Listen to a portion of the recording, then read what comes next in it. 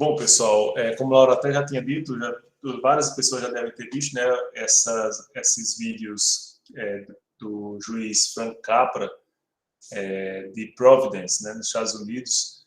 Então, esse é o exercício mais contundente da equity, né? Então, você vê que ele, considerando peculiaridades do caso, né, ele se preocupa em aplicar, na verdade, ele se preocupa até em, muitas vezes, liberar essas pessoas sobre as quais pesa alguma penalidade, liberar dessas penalidades, considerando as circunstâncias com que elas foram cometidas, né? Claro que vocês vão dizer assim, mas assim é muito fácil, né? Quero ver ele fazer esse tipo de coisa quando há um homicídio, quando há uma agressão, uma violência, um dano à pessoa. É claro que a gente não pode aplicar essa equidade, não é a equity, de maneira linear para todas as situações, não é isso? Mas isso é muito presente dentro da cultura judiciária norte-americana. Vocês podem ver, inclusive, nos filmes de tribunal, a posição do juiz, ela é muito determinante na condução do julgamento.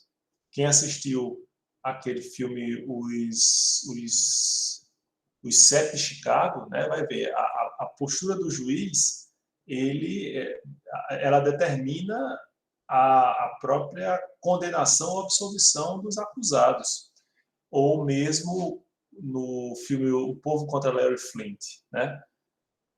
Que, curiosamente, quem faz o juiz opressor é o próprio Larry Flint da vida real. E ele conduz de maneira muito irascível o julgamento. E isso repercute porque ele tem essa maleabilidade, né? Ele tem essa possibilidade. Essa é a equity do common law. É um instrumento para fazer uma melhor adequação das normas às circunstâncias do caso concreto. Certo? O que é que vocês acharam desses vídeos? Professor? Oi. Eu acho que, tipo, principalmente aqui no Brasil, muitas vezes a gente tem uma aplicação muito fria, né, da lei. Então, eu acho muito importante, né, a talvez um olhar mais atento às subjetividades, aos traumas, né, nesse caso. E tanto que ele fala, né, proteger o interesse da cidade, só que ele protege levando em consideração as circunstâncias. Só que, ao mesmo tempo, refletindo, é uma liberdade meio perigosa, né, porque, nesse caso, a gente estava vendo que é um juiz dotado de sensibilidade. Mas Isso. aí eu fiquei pensando, tipo, caramba, mas se fosse um juiz que é um insensível, né, aos casos, tipo, o que aconteceria? Tanto que eu lembrei de um documentário, não sei se o senhor já assistiu, Bagatela. E aí tem um juiz lá que ele fala, é um caso de um roubo de um shampoo. E aí ele fala, mas eu não acho que o shampoo é uma necessidade imediata de alguém. Eu tenho que condenar isso e tal. E aí eu fiquei pensando, tipo, poxa, ao mesmo tempo é um julgamento muito subjetivo, né?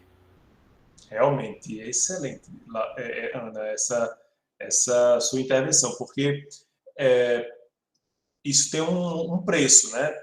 A gente está vendo o juiz bonzinho, né? Esse senhorzinho e tal, mas a gente pode também ter um outro caminho, que é justamente o juiz o déspota, né? A anarquia judicial, em que você define o que deve, de acordo com a sua concepção de mundo, né? E muitas vezes muito limitada, principalmente se a gente considerar o judiciário brasileiro, eu falo aí o judiciário, mas todo o sistema de justiça, a gente tem que compreender como ainda constituído de uma composição elitista, né?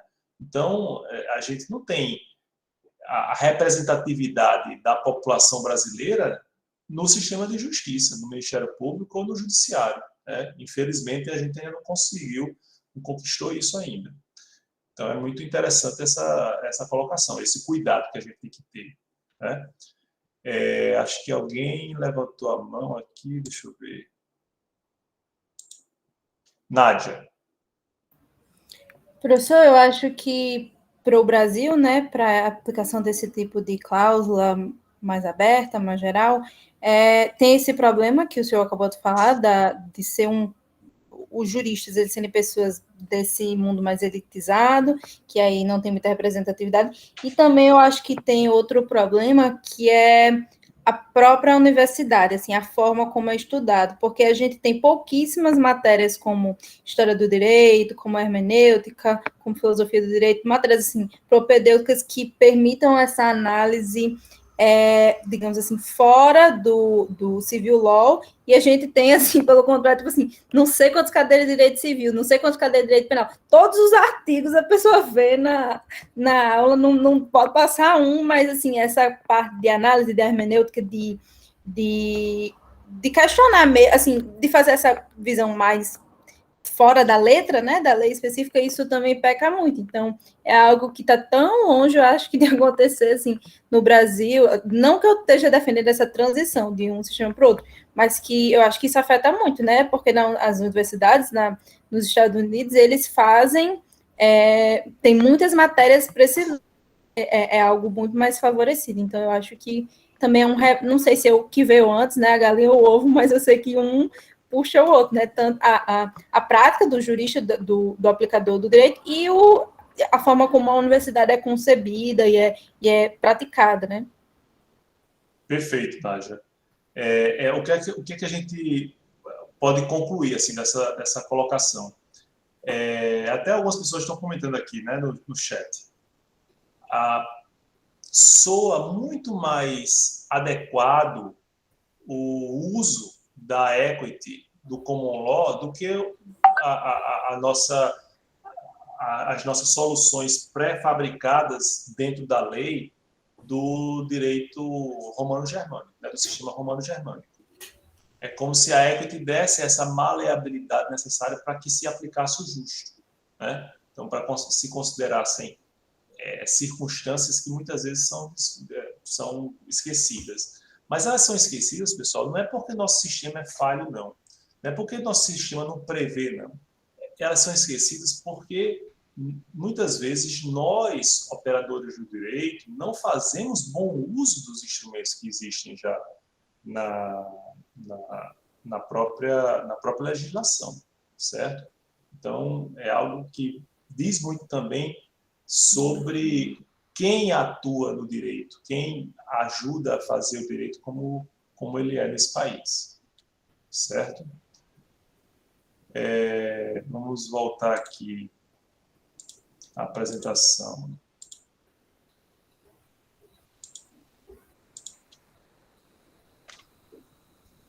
Bom, dentro do Common Law, eu preciso dar um destaque especial justamente à Magna Carta. Magna Carta Libertatum, de 1215, vocês já devem saber em que circunstâncias ela foi desenvolvida, ela foi imposta, né, ao rei João Sem Terra, e ela justamente foi imposta ao rei João, justamente porque os senhores feudais se mostravam, os ingleses, né, se mostravam arredios a esse desejo monárquico de expandir a sua jurisdição. Vocês devem se recordar que a própria jurisdição, a própria jurisprudência, né, a base jurisprudencial consuetudinária do sistema do Common Law foi uma pegadinha dos monarcas ingleses para impor um direito unificado para todos e para aumentar o seu poder. Aí os senhores feudais, não é assim não. Eu preciso ter algum limite também sobre essa ingerência do monarca. E, por essa razão, aproveitaram um rei que não tinha tanta força assim, tanto que era chamado João Sem Terra, e a terra era a base da força de um monarca, né?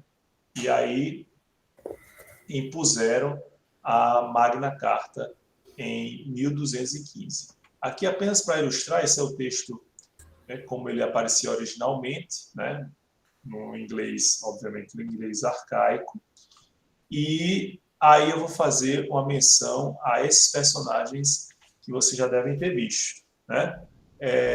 Curiosamente, a gente tem aí nesse clássico que foi adaptado pela Disney, a gente tem o príncipe John, que é justamente o rei João, né? Que vai, a partir do sheriff, que está aqui retratado o xerife de Nottingham, né? Tem uma avidez pelo quê? Pela cobrança de impostos, né? Aqui ao lado a gente vê o Frei Tuck e o rei o irmão do príncipe João, que foi batalhar nas cruzadas e simplesmente não voltou. Depois é que ele vai reaparecer, o Ricardo Coração de Leão, né? E aí temos um justiceiro que vai distribuir a riqueza do que ele consegue tirar da monarquia para distribuir entre os pobres. Mas esse pano de fundo, né, que se confunde um pouco até com o que se vivenciou naquela época da Magna Carta na Grã-Bretanha, ela mostra o quê? A avidez da monarquia pela cobrança de impostos e pelo poder, né? A irresignação das pessoas que se viam envoltas numa carga tributária inaceitável e a própria fraqueza do rei, que terminou cedendo aos interesses dos seus feudais ingleses, certo? Então, a Magna Carta, basicamente, a gente vai destacar que ela determina que a vontade do rei se submete à lei. Vejam como isso a gente está falando do século XIII. A gente não tinha sequer abandonado o feudalismo a ponto de experimentar, por exemplo, a formação dos estados modernos. A gente vai se deparar com a idade moderna em que o absolutismo, o rei que pode tudo, que não é responsável pelos seus atos, né? O rei não pode cometer erros, né? Essa ideia sequer era aventada na época. E já havia a determinação dentro da Magna Carta de 1215 a esse respeito. E a Magna Carta também inaugura uma ideia de constitucionalismo. Ela não é a Constituição britânica, mas ela dá um sentido a um corpo, vamos dizer assim, um corpo normativo que vai dar fisionomia ao Estado, que vai dar a perfeita conformação das relações de poder naquele Estado. Entende? Então, por isso que é uma carta que deve ser efetivamente estudada e referenciada. Vamos ver aqui o que é que ela diz. Logo no início: John, pela graça de Deus, rei da Inglaterra, senhor da Irlanda, duque da Normandia e Aquitânia, conde d'Anjou, aos seus arcebispos, bispos, abades, condes, barões, juízes, guardas florestais, sheriffs, prebostes, ministros, a todos os bailios, blá, blá, blá, blá. E aí faz toda a saudação à igreja, né? aos nobres, porque, afinal de contas, era cedendo a esses nobres que John vai efetivamente reconhecer a Carta Magna. Aliás, a Magna Carta, certo? Por fim, pessoal, antes de o grupo apresentar, a gente tem a instituição do jury, né? Então, o que acontecia? Até então, havia sistemas muito peculiares para a aferição da culpa, né, da responsabilidade pelo cometimento do crime, principalmente, mas a responsabilidade, de uma forma geral, dos cidadãos, não só na Inglaterra, mas também na própria Europa continental.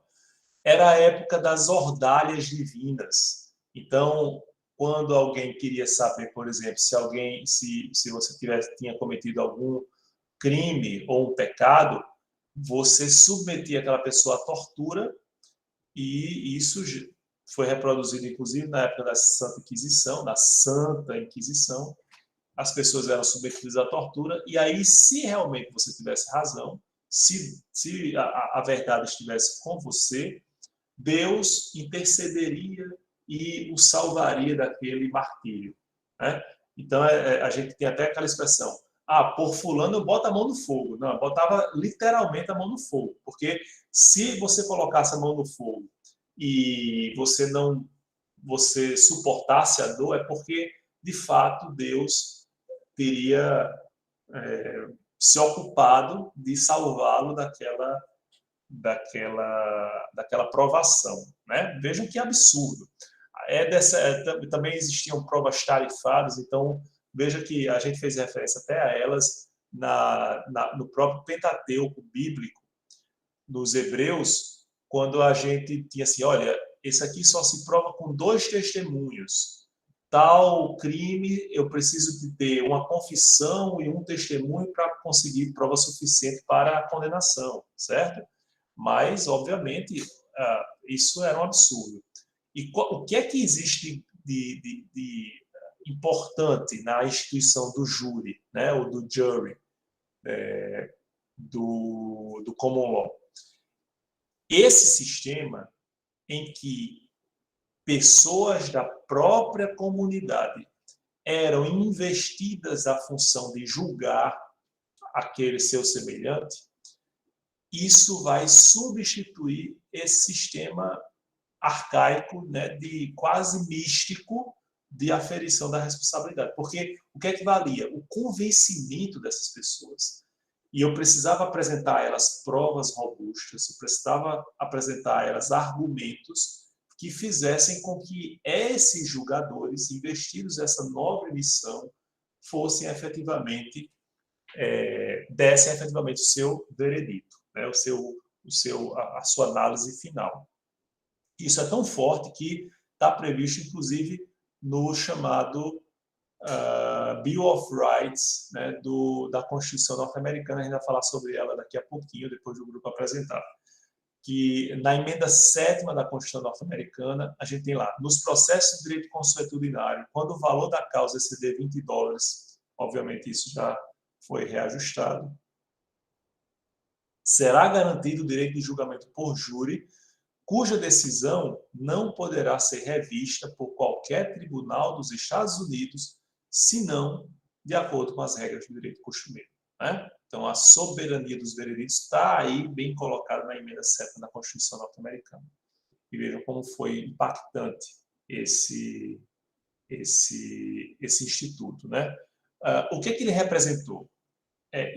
Representou um grande indicativo de que no common law o direito ele não existe para ser um edifício, vamos dizer assim, lógico, sistemático, mas basicamente para resolver questões concretas, certo?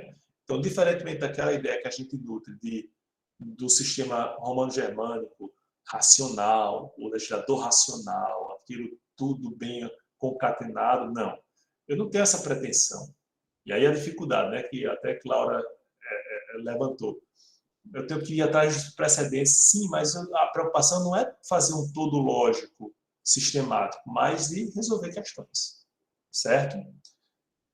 Alguma dúvida, alguma intervenção?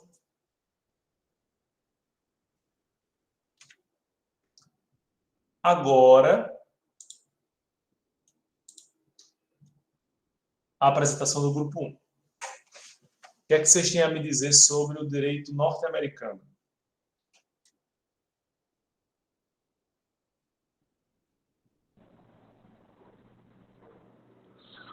Olá, professor. Boa noite. Paulo. Boa noite. Tá dando para me escutar aí? Tá ótimo. Eu gostaria de pedir só para o grupo que a gente tinha acordado para a apresentação do slide. Ótimo, excelente.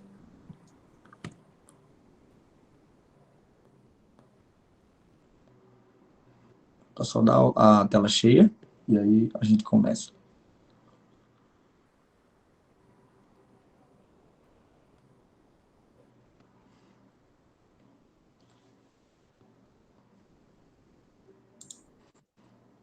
Ana, você que está apresentando, amiga, dá para colocar a tela cheia? Será?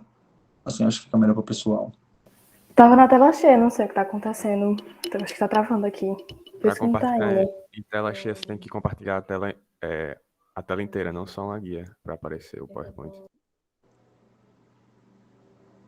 Isso, você tira da apresentação da tela, aí vai de novo, aí você coloca a tela cheia.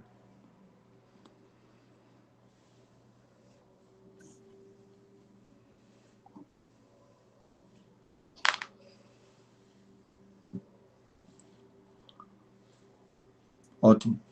Ótimo. Bom, pessoal, boa noite a todos, né? Meu nome é Paulo, dando continuidade a essa aula que está versando sobre o Common Law, entrando no adendo aqui para aquilo que nós entendemos sobre a Constituição Americana, nós vamos acabar versando sobre alguns pontos, pode passar, amigo, que vão estar versando sobre a maneira como se deu, de maneira propriamente dita, a Constituição Americana. Entre isso, nós vamos estar versando sobre o contexto histórico, nós vamos estar falando sobre a maneira como isso tem uma influência na época, a maneira como isso tem influência para a normativa brasileira, inclusive dos dias de hoje, né? Começando pela primeira Constituição Brasileira, de 1891, mas perpetuando para os dias de hoje também, semelhantemente. De maneira inicial, para que nós possamos falar sobre aquele que culmina na Constituição Americana, nessa Carta de Independência, dessas 3 colônias unificadas, né, apesar de interdependências mais unificadas, é necessário se fazer entender quem são os americanos, né, de maneira propriamente dita. Porque, na realidade, os americanos, que hoje são conhecidos por americanos ou estadunidenses, são verdadeiros refugiados, são puritanos, refugiados que saem do continente europeu, inglês, por uma série de problemas políticos, religiosos, que acabam configurando entre aqueles homens um ambiente repressivo. Né? E isso os motiva a sair daquele ambiente europeu em busca de uma free land, né? Que é uma espécie de terra santa, uma terra livre, a fim de que, diferentemente daquilo que nós encontramos, inclusive no nosso continente sul-americano, haja ali um local propício, não apenas para exploração, mas para uma popularização daquele espaço. Então, esses puritanos ingleses saem desse ambiente europeu e encontram no norte da América um lugar que, inclusive, tinha um clima que fosse teoricamente semelhante, e encontram naquele lugar um ambiente propício para a sua habitação. Né? Logicamente, estamos falando de um povo de uma raiz oriunda da reforma, que dignifica através das raízes calvinistas o trabalho, que dignifica através das raízes trabalhistas a riqueza. E então, quando eles encontram naquela free land, naquela terra livre, um lugar propício para o seu trabalho, nós conseguimos entender que, de maneira historicamente falando, muito rapidamente, aquele que consegue granjear os norte-americanos naquele novo espaço acaba representando, no curto espaço de tempo, uma representação financeiramente falando muito forte das entradas da coroa britânica. Então, no curto espaço de tempo, a prosperidade que alcança as 3 colônias acaba significando para os cofres, né, da coroa britânica uma parcela muito significativa das entradas europeias. Né? Então, a ida desses britânicos ao território americano começa a marcar um momento crucial da história do país, porque a sua instalação pela costa atlântica do que hoje nós conhecemos pelos Estados Unidos institui aquilo que nós conhecemos, né, da época pelas 3 colônias. A filosofia puritana, imprimida através do trabalho naquele lugar, faz com que haja uma prosperidade financeira de uma maneira muito, muito grande, até porque no sul dos Estados Unidos a gente conhece o plantation, a plantação de algodão, uma prosperidade econômica característica de uma terra bem aproveitada. Né? E, de uma maneira prática, a balança comercial favorável, a partir do pacto colonial que se instaura através da relação entre colônia e metrópole, é formada de uma maneira como já nós conhecemos. Afinal de contas, não é surpresa para nós a maneira pela qual se dá o tratamento entre metrópole e colônia, entre as quais as cláusulas, digamos assim, né, abusivas de um pacto colonial que sempre pesa para o lado mais fraco, que é o lado colonial. Mas, para que nós possamos entender ainda melhor, né, Nós estamos falando sobre impostos, nós estamos falando sobre maneiras de contribuição, financeiramente falando, nós estamos falando sobre uma parcela financeira imensa, né? Mas para que ainda fique melhor situado no nosso entendimento, o que está acontecendo no mundo naquela época, em relação ao contexto histórico, né? Eu acabei que estou... A letra também pequenininha, eu sou um pouco cego também, mas eu acredito que tá dando para acompanhar legal pelo slide, né, pessoal? Eu estou pelo celular, mas está tranquilo. Sim, sim. Então, enquanto isso, né, para que a gente consiga se situar em relação ao que está acontecendo no mundo, o mundo está passando por o início de um burburinho iluminista na Europa, que está versando sobre princípios de liberdade, princípios que invocam naquele contexto europeu, né, um lugar de revolução. Então, os burburinhos iluministas no meio da Europa começam a fazer sentido naquele lugar, e o mundo que aspira naquele momento por um início da globalização, através de princípios como de locais como o Porto de Boston, por exemplo, ele não traz só pessoas, ele traz informações. Então, aos poucos, aquilo que o mundo conhece por iluminismo começa a chegar no território americano, trazendo naquele povo um sentimento que aspira por maiores liberdades. Afinal de contas, o tempo vai passando e aqueles colonos vão entendendo do que se trata verdadeiramente o pacto colonial, vão entendendo do que se trata verdadeiramente essa balança comercial que de favorável não tem nada para a colônia, né?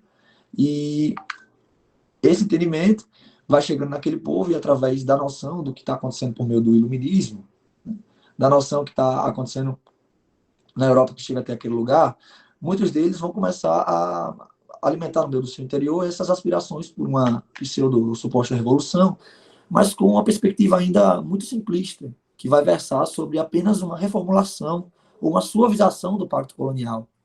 E, no que diz respeito a isso, são medidas que pedem por o fim da exclusividade comercial, por exemplo, uma moderação do autoritarismo inglês. Então você vê que inicialmente não são mudanças bruscas, não se clama ainda por uma independência propriamente dita, mas sim por uma reformulação do pacto colonial, a fim de que essa relação ela se mantenha mas de maneira mais suave, né? Então, enquanto esse fenômeno revolucionário ele se inicia no solo americano, a Inglaterra ela vai entrar numa guerra que nós conhecemos por Guerra dos 7 Anos, a guerra que é travada com a França. Isso é uma coisa que nós historicamente sabemos sobre guerras, é que elas sempre vão gerar no contexto nacional, né, no contexto da coroa, né, que investe sobre economia, sobre muitos pontos, um gasto muito elevado, porque em guerra você é atacado, você gasta para atacar, você sofre os danos de ser atacado, você investe para exército, para arma, enfim. A guerra sempre vai estar tocando em pontos da economia nacional que vão talvez passar dos limites de um convívio ordinário, né, de maneira cotidiana. E quando se passa por um ambiente de guerra, como a Inglaterra passa na Guerra dos 7 Anos com a França, quem vai pagar as contas dessa Guerra de 7 Anos? É a metrópole ou é a colônia? Obviamente, nós estamos falando de que é a colônia, que vai arcar com os prejuízos maiores de uma guerra, né? Afinal de contas, o próprio pacto colonial, a própria balança comercial favorável, entre aspas, vai preconizar isso. E durante essa guerra, os tributos, os impostos, começaram a ficar muito maiores em cima das colônias, entre elas os próprios Estados Unidos. Então, os burburinhos de revolução que já eram presentes em algumas daquelas pessoas, com essa maior, sabe, incidência de cobranças, a subida de preços e tudo mais, vai colocar naquele povo uma insatisfação cada vez maior, a fim de que uma medida drástica seja tomada em questão. E como exemplo de uma medida drástica que é tomada em virtude desse aumento de abusos, a gente fala sobre a festa de Charlie Boston, né, que é uma expressão clássica e histórica muito relevante do início dessa revolução, né, que marca essa relação de colônia-metrópole de uma maneira muito característica, né? Então, a festa de Charlie Boston é um exemplo clássico e principal daquilo que está acontecendo naquele momento e que vai começar a aspirar, né, de maneira mais, sabe, firme, pela própria revolução que está a caminho de chegar. Então, quando você fala sobre essa catástrofe que foi a festa de Charlie Boston, aos olhos da coroa, obviamente, a resposta da metrópole diante dessa medida brusca, ela é muito rápida, segura, imediata, incontornável, muito firme, e são justamente as leis intoleráveis. As leis intoleráveis vão chegar como uma gota d'água, tanto com relação à festa de Charlie Boston, tanto para que comecem as próprias reuniões no solo americano para uma revolução. Então, as leis intoleráveis vão chegar e vão versar sobre princípios como a proibição de críticas à metrópole. São cerceamentos de liberdades individuais, né, muito claros, né, muito além daquilo que se conhece por imposto, por dinheiro. Então, a proibição de críticas da colônia à metrópole, a proibição de reuniões. Então, reuniões naquele lugar começam a ser proibidas, a fim de que justamente seja coibido qualquer tipo de, de ajuntamento que gere revolução. A presença de ocupações militares inglesas no solo americano começa a ser cada vez mais comum. Crimes que são de origem americana começam a ser julgados agora em tribunais ingleses, né, o que faz com que famílias sejam separadas, porque aqueles réus são levados até solo europeu. Então, a gota d'água, que são as leis intoleráveis, chega até o ambiente americano, trazendo um universo de sanções muito mais brandos, muito maiores, que vão gerar, sabe, o último suspiro necessário para que as primeiras reuniões comecem verdadeiramente no ambiente de revolução. E já que a gota d'água chega, o sentimento de satisfação chega ao seu limite e os primeiros levantes começam a acontecer no solo americano, né, através da primeira reunião, Paulo, que é a reunião de Filadélfia. Mais 5 minutos. Ok.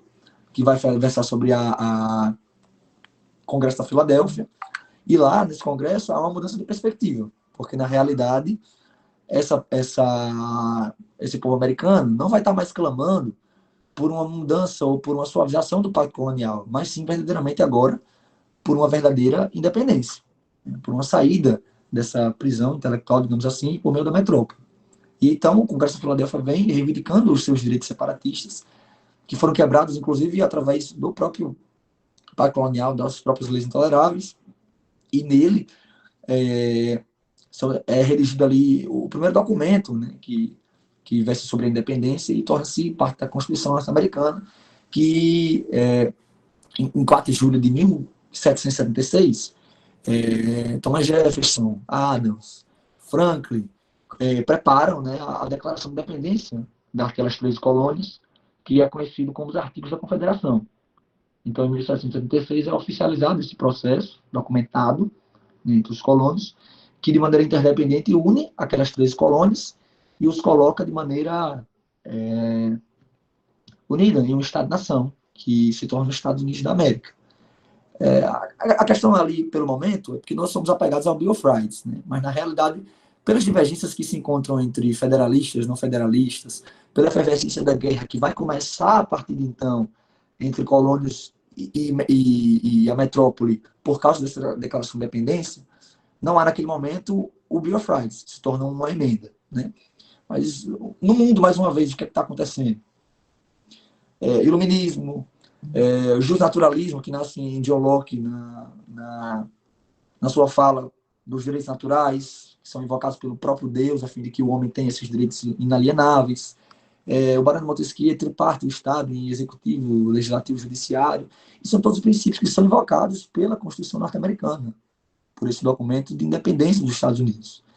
E essa guerra, portanto, que surge entre metrópole e colônia após a tentativa de independência dos Estados Unidos, ela chega e, através desse documento de independência que une aquelas 3 colônias para um princípio maior no momento, que é inclusive o princípio de resistir contra a metrópole, eles sobrevivem, né, enquanto Estado-nação.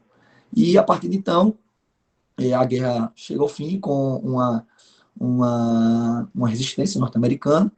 E só então, em 1791, o Bill of Rights entra como uma emenda constitucional para acrescentar àquela Constituição os princípios justnaturalistas, né, que invocam ali princípios de direitos inalienáveis. Passa no slide, tem até um trecho extremamente famoso da Constituição norte-americana, que eu acho que pode até passar aí. Isso, que é o preâmbulo da Constituição, mas que é conhecido por todos, mas em virtude do tempo, nós vamos dar continuidade ao que verdadeiramente versa sobre os impactos da Constituição norte-americana em meio ao contexto da época, né? Em primeiro lugar, os Estados Unidos é colocado em superasenção, né, no contexto da época, porque é um Estado que se coloca como independente.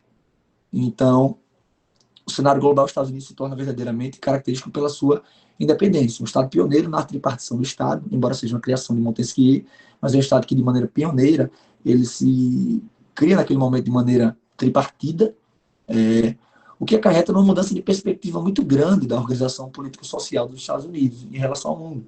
porque aquilo que era as 3 colônias entra no ambiente agora de federalismo, porque eles estão unidos de maneira interdependente, através do Estado-nação chamado Estados Unidos, né, da América, e através disso cria-se uma república, que é unida pelo princípio do presidencialismo, ou seja, da democracia, que vai envolver pelo voto um líder, né, através do voto popular.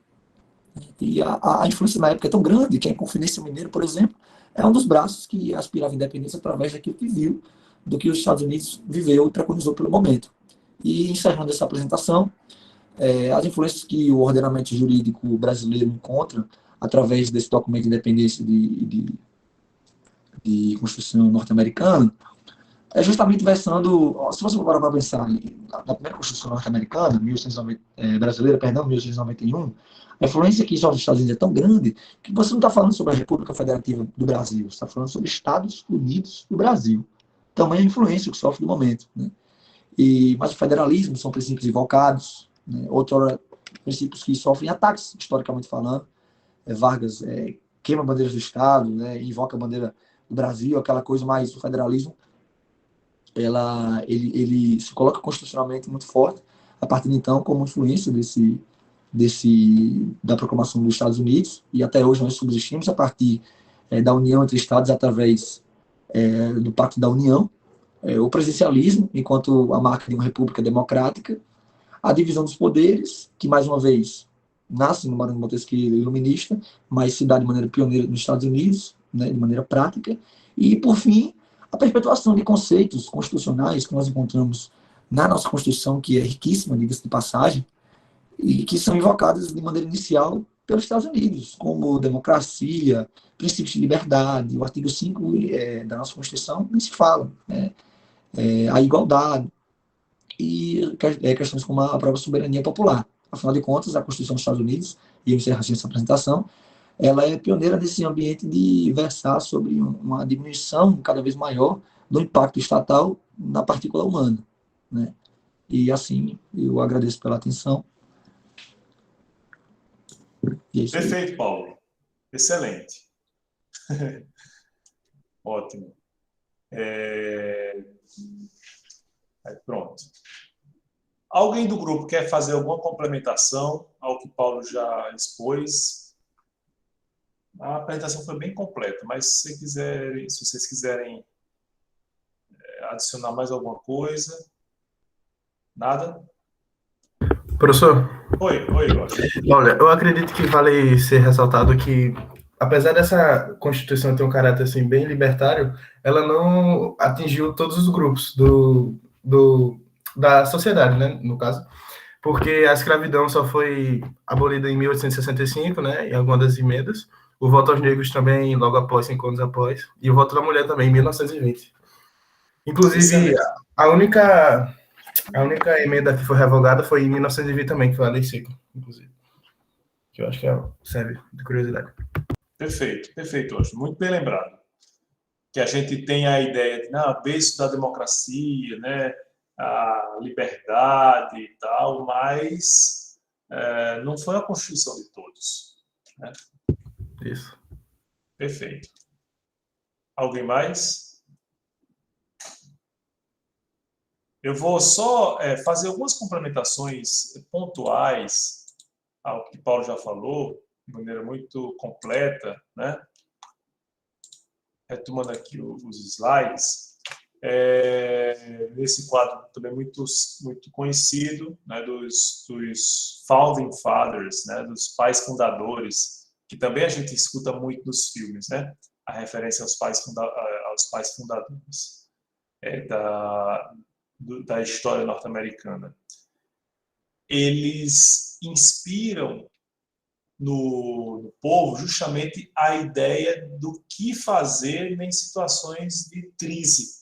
Os pais fundadores é como se fossem uma instituição em que os julgadores muitas vezes se miram para resolver litígios da atualidade. É como se a gente perguntasse, pais fundadores, o que é que vocês fariam? Como vocês se portariam diante de tal situação? Né? Obviamente, isso esconde uma divergência que que existia, até Paulo já fez menção, dos federalistas e dos antifederalistas, né? Então, os federalistas terminaram por serem vencedores, né? Nesse embate ideológico, nesse embate de argumentos, mas, de alguma forma, o que é que aconteceu?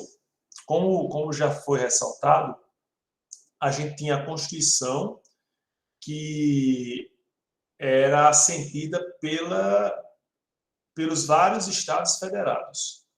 Então, vejo que ela nasce como a junção de 13 colônias num modelo de confederação.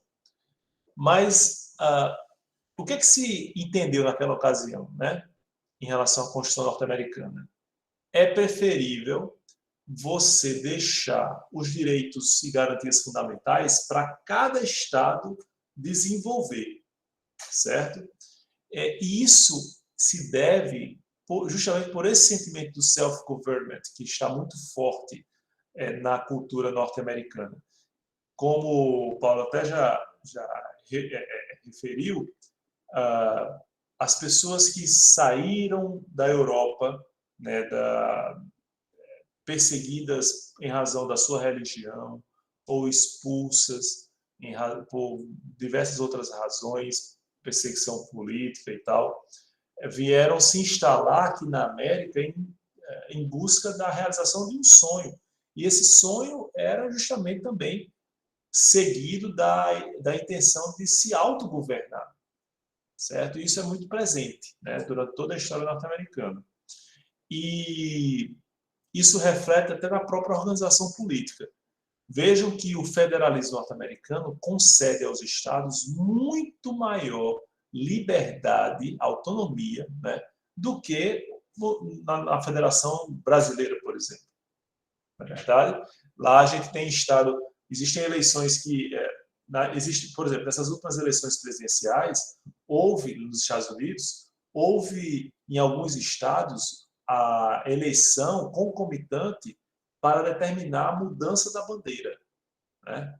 Para tirar, por exemplo, menções aos confederados da época da Guerra de Secessão, né? Porque tinha um caráter racista bem presente. Então, vejam que lá a gente tem estados em que se admite o aborto e outros não, em que se admite o uso recreativo da maconha e outros não. Há uma autonomia muito maior do que aqui nos nossos estados, não é verdade?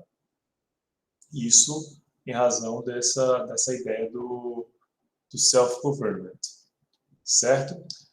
E a gente tem na Constituição norte-americana a primeira Constituição com essas características, né?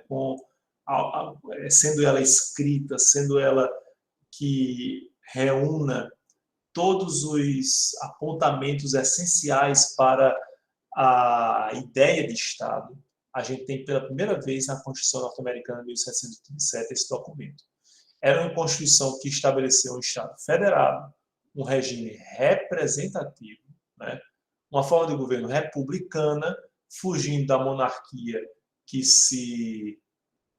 era comum até então, certo? E um sistema de governo presidencialista. Aí sim, o grande diferencial dessa Constituição. A gente tinha experimentado até então monarquias absolutistas, depois monarquias parlamentaristas, né, como no caso da própria Inglaterra, mas presidencialismo a gente vai ver, né, apenas com o advento da Constituição de 1787 nos Estados Unidos. Aliás, é preciso fazer também até uma consideração, a figura dos Founding Fathers era tão proeminente que eles eram presidentes, mas não deixavam de ser encarados como monarcas, né? Assim, a simbologia, você vê até hoje a maneira como são retratados os primeiros presidentes norte-americanos e até os presidentes atuais, de alguma forma, é como se eles encarnassem essa figura monarca ainda muito forte, certo? Outra questão importante na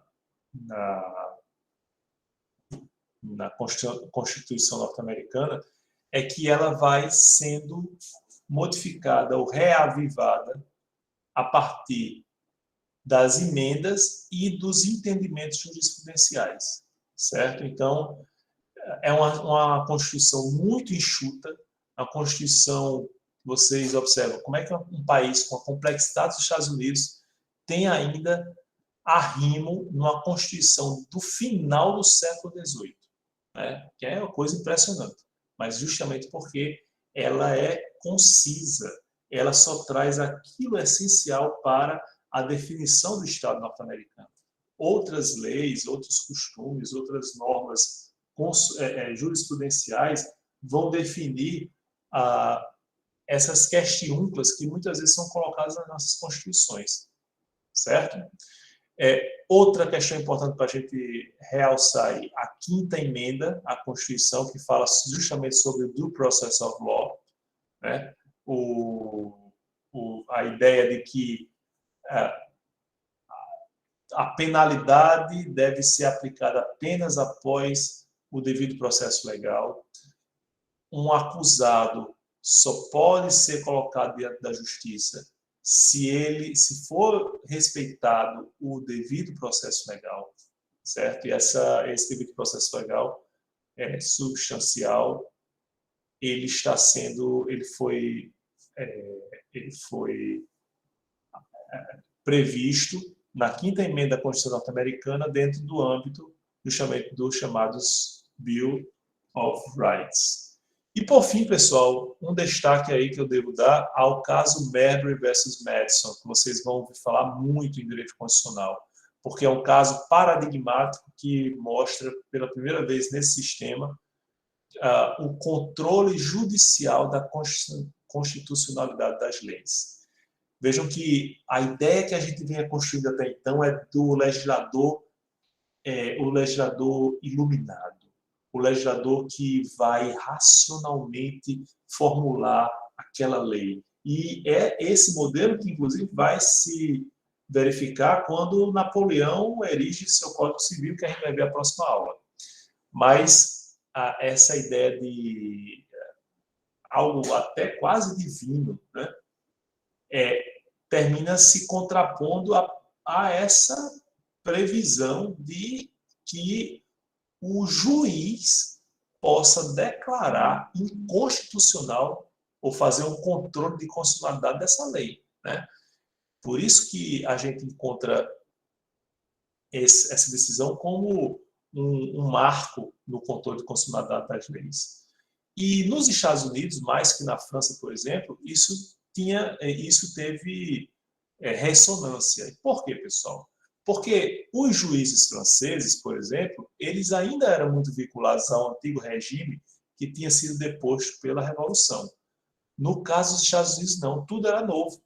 Inclusive, os magistrados não tinham esse atrelamento a um antigo regime, porque era um regime novo para todos, né?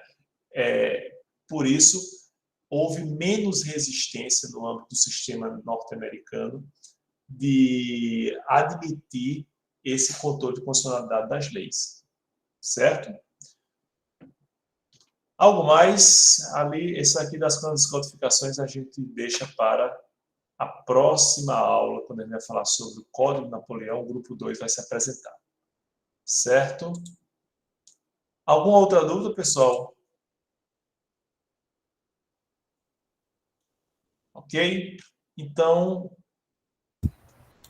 agradeço a todos e a todas a presença, a participação, viu? Parabenizo o Grupo 1, cumpriu muito bem a sua missão de apresentar sobre esse primeiro cânone normativo que a gente tem, e até a próxima terça, se Deus quiser. Só para esclarecer, pessoal, em razão da minha ausência na aula passada, a gente teve esse atraso, né? Então, os grupos vão se readequando de acordo com esse novo cronograma que eu já atualizei lá no Cigarro, certo? Boa noite, professor. Boa noite, obrigado. Parabéns, grupo, foi Boa noite, ótimo. professor. Boa noite, obrigado, viu? Até a próxima terça, se Deus quiser.